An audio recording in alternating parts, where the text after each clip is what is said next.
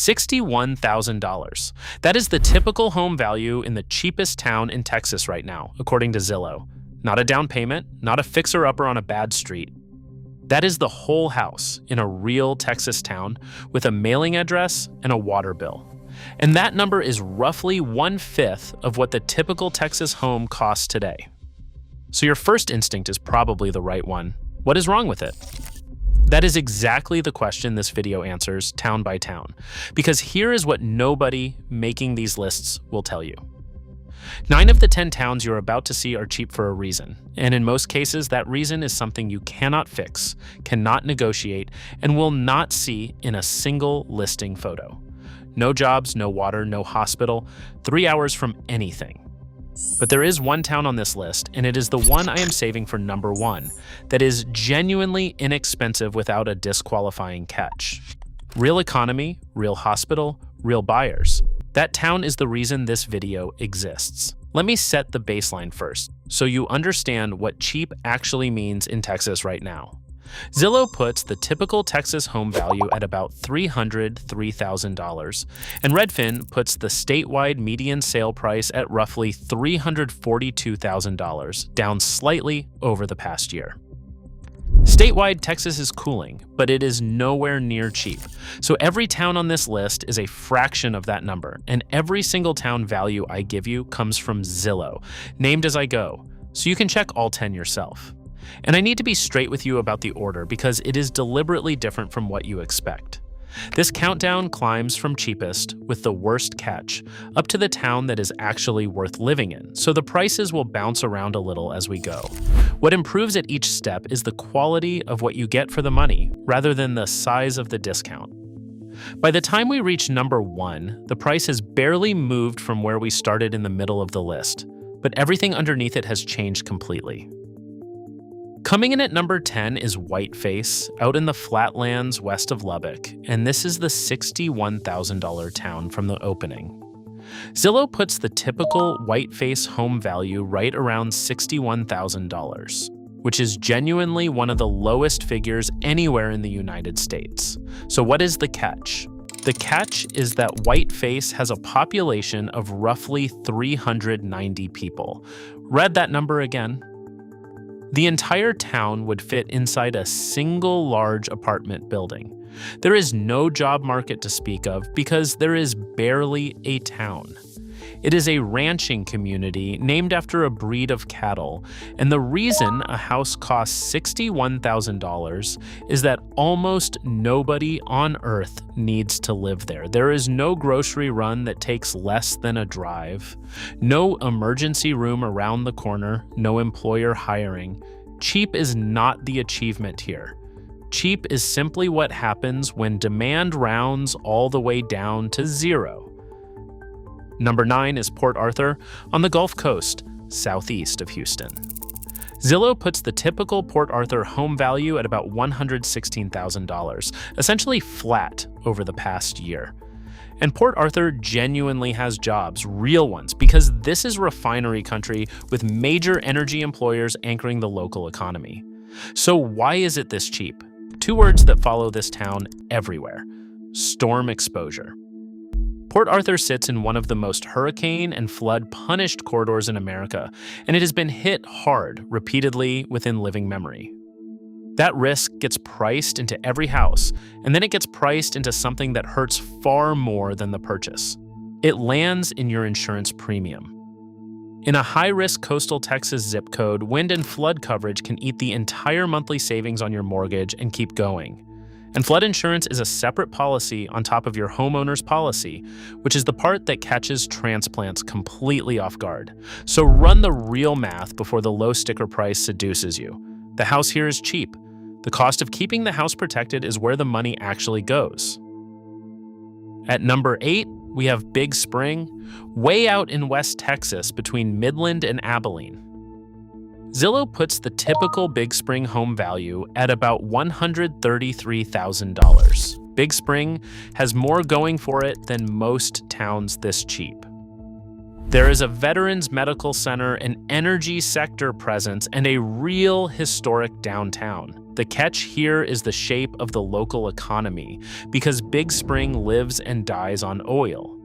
When crude is high, the town booms, rents spike, and everybody is working. When crude drops, the layoffs come in waves and the for sale signs multiply. You are not simply buying a house in Big Spring, you are taking a position on the price of oil, with your family living inside that position.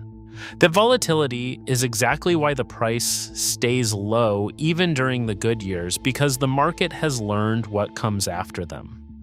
Buyers here have watched the cycle turn enough times to price the next downturn in advance.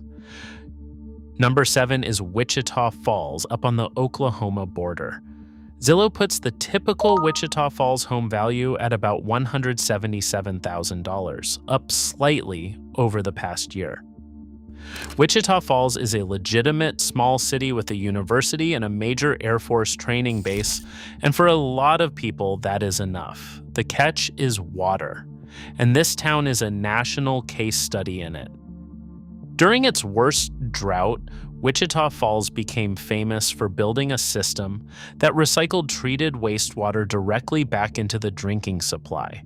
Because the reservoirs had fallen so low, there was no other option. Think about what that tells you.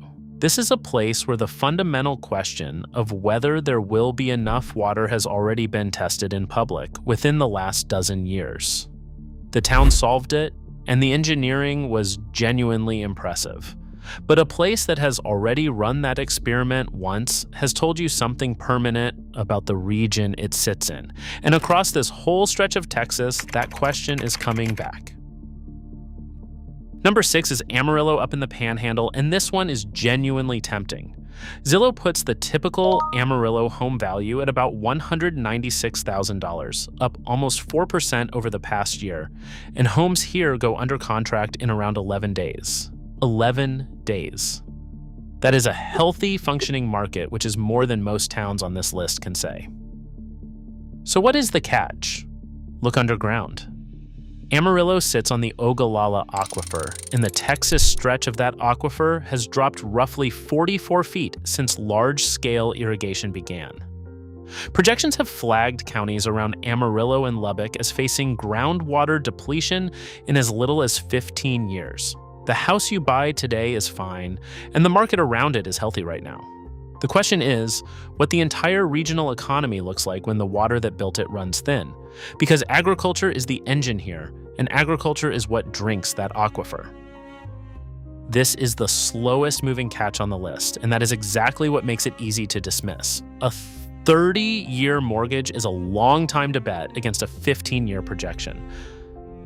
We are halfway down, and the last 5 are where the real decisions live. So if you want more breakdowns like this, the honest version with the catch included, subscribe to Texas Pulse and hit that like button. It genuinely helps this channel reach people before they sign something. Number 5 is Brownsville at the southern tip of Texas. Zillow puts the typical Brownsville home value at about $197,000, up over 2% over the past year. Brownsville has real momentum right now, with the space industry putting money and attention into the region, and beaches an hour away. The catch is income. Brownsville has historically been among the lowest income metropolitan areas in the entire country, and that is what actually sets the price of housing here. A house is only ever cheap relative to what people nearby actually earn. If the wage you can command locally is proportionally low, then that home stops looking like the bargain it appeared to be from a screen in Dallas. Here is the version of this that works. If you carry your income with you, remote work, a pension, military retirement, savings from a sale in an expensive metro, Brownsville can be genuinely excellent. If you're counting on local wages to carry a local mortgage, run those numbers very carefully first. Number 4 is Del Rio on the border west of San Antonio, and this one has a catch you can measure. Zillow puts the typical Del Rio home value at about $209,000, essentially flat over the past year. Now here is the number that matters. Zillow shows the typical Del Rio home takes around 105 days to go under contract, 3.5 months. Compare that to Amarillo at 11 days, and you can see the whole problem instantly. Del Rio is cheap because almost nobody is competing to buy there, and that cuts in both directions. It means you can negotiate hard on the way in, and sellers here have very little leverage to refuse you. It also means that when your life changes and you need to sell, you become the one waiting an entire season for a buyer who may never walk through the door. Cheap to enter, brutal to exit, and the exit is the part nobody thinks about until they need it. Before we get to the top 3, I want to hear from you. Are you seriously considering a move to one of these small Texas towns, trading the big city for a house you can actually afford? Or have you already done it and you know something about these places that a spreadsheet cannot tell me? Drop it in the comments, because on this particular topic, the people who live it know more than any data set. Number 3 is Odessa, in the heart of the Permian Basin. Zillow puts the typical Odessa home value at about $213,000, up about 1% over the past year, going under contract in around 30 days. Odessa has the highest wages of any town on this list by a wide margin because oil field work pays genuinely well, and that is exactly the trap. Odessa is the most extreme version of the Big Spring problem, a town where the entire local economy, your job, your neighbor's job, and your home value all move together on the price of a barrel. When the Permian booms, you cannot find a rental anywhere. When it busts, entire neighborhoods empty out within a year. Think carefully about what that means for you personally. Buying here concentrates every bit of your risk into a single commodity, your paycheck, and your largest asset moving together on the same chart. The layoff and the falling home value arrive in the same month, which is precisely the month you would need to sell. Number 2 is Killeen, in the Central Texas Military Corridor, and this is the closest any town comes to number 1 without getting there. Zillow puts the typical Killeen home value at about $227,000, essentially flat over the past year, and homes here go under contract fast in around 2 weeks. Killeen is affordable, liquid, and steady, and it has one of the most reliable buyer pipelines in the country because Fort Cavazos generates a constant churn of families arriving on transfer orders. So why is it not number 1? Because that reliability rests on a single institution. Killeen's housing market sits downstream of military budgets, troop levels, and basing decisions made in Washington, none of which you control and none of which you can forecast. A single realignment decision can reshape the demand for every house in that town. It is a very good bet, and for a lot of families, it is the right one. It remains a bet on one employer.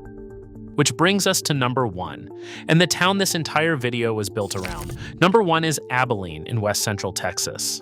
Zillow puts the typical Abilene home value at about $200,000, roughly flat over the past year, with homes going under contract in around 24 days. So what makes Abilene different from every other town on this list? Diversification.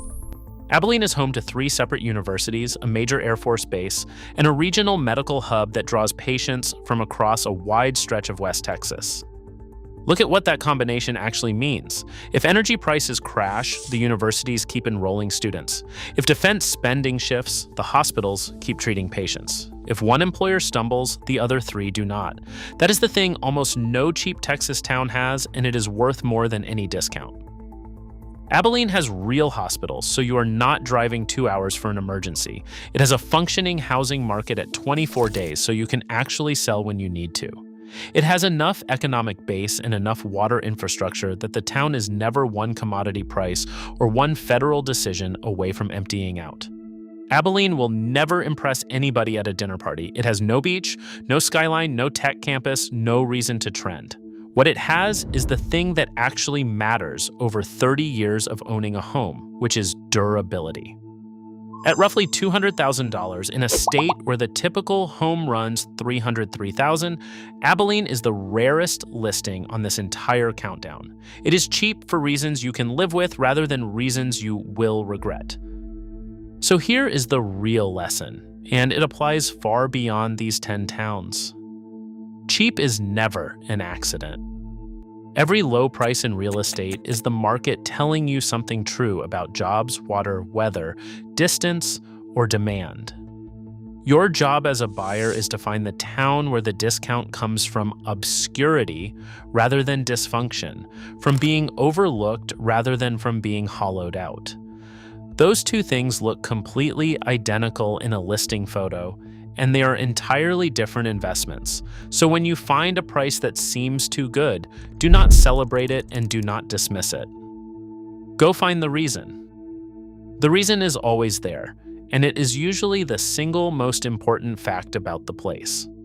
And if this was useful to you, subscribe to Texas Pulse because we do exactly this every week with the actual numbers.